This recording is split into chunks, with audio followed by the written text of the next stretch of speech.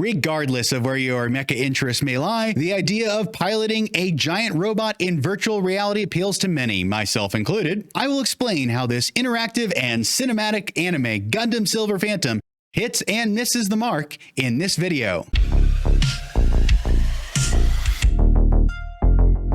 Hello, this is Ender, and welcome to my VRcade. When I first saw a teaser for Gundam Silver Phantom, I assumed mistakenly that this was a VR game, and this would be my first opportunity to pilot a mecha in a well-established and beloved franchise. Sure, there have been other games specifically with piloting mecha or giant robot tanks in mind, such as Iron Rebellion or Vox Machina, but they are super clunky mech warrior style walking tanks. Intellectual properties like Macross, Evangelion, or even Iron Man all have the general appeal of wearable suits of armor more akin to a samurai or knight in armor that moves more like the human body than a tank. Gundam is considered by many to be the origin of this genre of mecha. Combat scenes in Gundam usually feature both ranged combat and close melee combat, even hand-to-hand in some cases. And the appeal of this should be apparent to those who value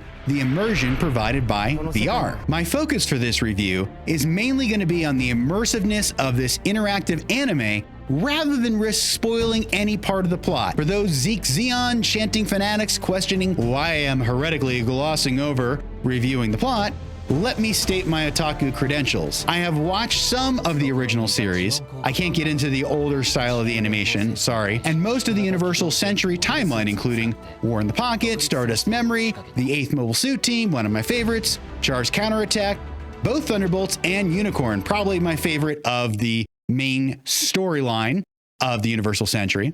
But I couldn't get into the characters of Zeta or Double Zeta, so sometimes I get a little confused in the sub-factions and spin-off organizations mentioned in this VR experience. I am more of an alternate timeline Gundam fan like Wing and Witch from Mercury series. That is why I feel I can fairly say this story is a typical self-contained Gundam side story with all the usual themes. There is nothing new being done in terms of a Gundam plot, so you can reasonably predict, you diehard fans, what you will be getting in that regard. And if you've never watched any Gundam, much less any Universal Century shows before, be prepared to be confused on the numerous sides and sub-factions mentioned in the story, even with the cool flat screen summary presented at the start. To that end, in the simplest and most non-spoiler way I can best prepare you to watch the show if you're new to Gundam, you are a young war veteran or Federation Earth faction mercenary, and in case you're wondering, neither the corrupt Federation or the Zeon zealots are clear-cut good or evil, which is what makes the main series of Gundam in particular so compelling. So back to the experience, beginning with the graphics and look.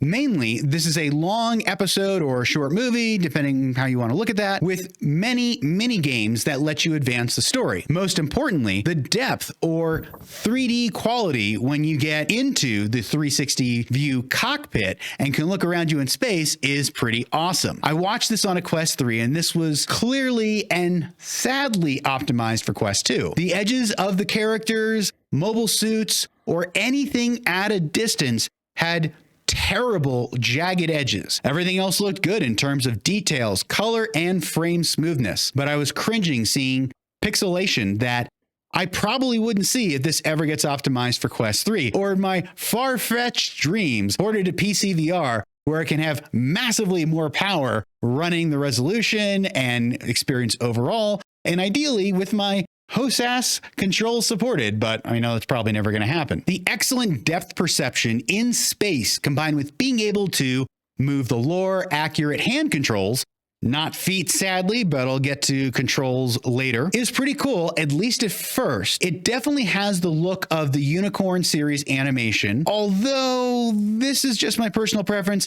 I prefer a hand-drawn look to faces in particular, rather than the CGI one that we see throughout most of this experience and in Unicorn. I like CGI in mechs, just not on characters. And in some cases, when the camera shifts you right into the face of a character way too close, it can be jarring and uncomfortably close. All the interactive elements are in the newer Unicorn/CGI style of art that makes up most of this experience, and that makes sense given the setting of the story. is right around the time of Gundam Unicorn. However, what really blew me away was watching the traditional hand-drawn scenes in 360. I won't spoil how this happens, but you will see a shift to the old school anime look that is not interactive, but the look made my jaw drop in awe as a die-hard otaku who watched many anime in big screen and wished I had a true 360 view without warping or any kinds of crazy mods. This is that dream realized, and it is glorious. Bonus points for a subtle music homage to another famous mecha anime that I never expected to see referenced that way in Gundam outside of fan creations. Please comment if you heard what I did. Speaking of perspective, I do recommend you try it seated in a chair that can spin around so you can look freely in all directions when not in a cutscene. Since the camera does shift between speaking characters, usually pretty well, if you turn in your chair while this is happening, you are fighting the camera movements and may end up facing away from the talking characters and looking at a wall or a chair. So try this in a chair that spins, but spin in moderation, if that makes sense, when you're not fighting the camera movements. If you enjoy watching in Japanese with subtitles, you can do that, but I don't recommend it. Subtitles look terrible with movement. I started watching in Japanese with subtitles, but the motion blur was just horrible and made subtitles unreadable whenever there is really camera movement or movement in the background. The dub voice acting is quite good though, so just switch to that and you'll have a much better experience. Many details are lore accurate, right down to the, I don't know what to call it, grab handle people movers and the obnoxious and iconic Haro robot that I desperately wish they gave me the ability to silence once and for all. While these elements will probably only appeal to those who have the nostalgia for them, I do think most of the experience will appeal to anyone who has an interest in piloting mecha once you work your way up to getting into one. There are multiple mini games that, much like Half-Life Alyx, serve as a tutorial to gradually teach you how to interact with the world. On the one hand, the motion controller experience is pretty disappointing, and I found it difficult to accurately aim or follow the limited range of movement they support. Let me explain. Specifically, when you go to pilot the lore accurate or sticks controls in the Gundam, you can only move them in a linear or forwards and backwards path. I failed in combat often because I obviously couldn't feel these virtual tracks, and when I veered out of them with the motion controller, that would lead to the sticks not going in their intended direction, forward and backwards. They would just freeze. That being said, once I did learn to move them how I was supposed to be doing so, the combat wasn't hard at all. It's just not an intuitive experience. So the motion controller movement isn't that immersive, but it works okay. Where this experience does shine is in its use of head tracking. The first time I looked at a control to activate it, I was stunned and thought, what magic is this? My Quest 3 doesn't have eye tracking. Before I quickly realized it was just tracking where I was looking with my headset based on headset tracking. This is not something new to VR by any means, but it was still cool and very much felt like I was in the cockpit of a Gundam where so much should be responding naturally to my movements and intent. In fact, for those who know what a new type is, this is a brilliant way to implement that feeling of control, especially later in the experience. So if the user interface doesn't feel that amazing at first, give it time, and I think it will feel like that later on. Mixed reality is pretty much an Easter egg or bonus feature tacked on. It's like the free mixed reality experience you get with the Quest 3, just with the alien swap for Gundams.